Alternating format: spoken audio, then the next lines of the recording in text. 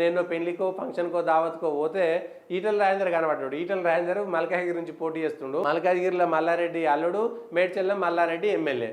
ఇద్దరు ఎమ్మెల్యేలు అక్కడ ఉన్నారు. ఆయన దగ్గరకు ఈటల రాజేందర్కి అన్నా నువ్వే గెలుస్తున్నావు అన్న ఈడ మల్కాజ్గిరిలో అని చెప్పేసి. అది పరిస్థితి మల్కాజ్గిరిలో ఉన్నటువంటి పరిస్థితి. సరే ఆయన వార్తల్లో ఉండడానికి చెప్పిండా, నిజంగానే ఈటల రాజేందర్ గెలుస్తుండ అనేటువంటి గ్రౌండ్ రిపోర్ట్ ఉంది కాబట్టి ముందుగానే దశ చేసుకుంటే రేపు పొద్దుగాల బీజేపీలో చేరడానికి ఏమన్నా తొవ్వ దోలాడుకుంటురా అనేటువంటిది చూడాలి. అదే అనుకుంటున్నాను నేనైతే. ఓ వివాహ కార్యక్రమంలో ఎదుర్కొన్న ఇద్దరు నేతలు ఆప్యాయంగా హత్తుకొని నీదే విజయం అన్న మల్లారెడ్డి ఆయన తీరుపై బీఆర్ఎస్లో చేర్చా. బీఆర్ఎస్కు ఏం దమ్ము లేదు కదా. ఆయన పోయి ఇక్కడ డీకే శివకుమార్ను కలిసిండు, లేకపోతే వేం నరేందర్ రెడ్డిని కలిసిండు.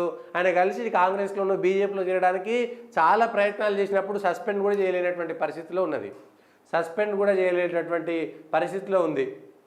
మరి వాళ్ళ దాంట్లో ఎక్కడ సెట్ అవుతుంది అనేటువంటిది చూడాలి.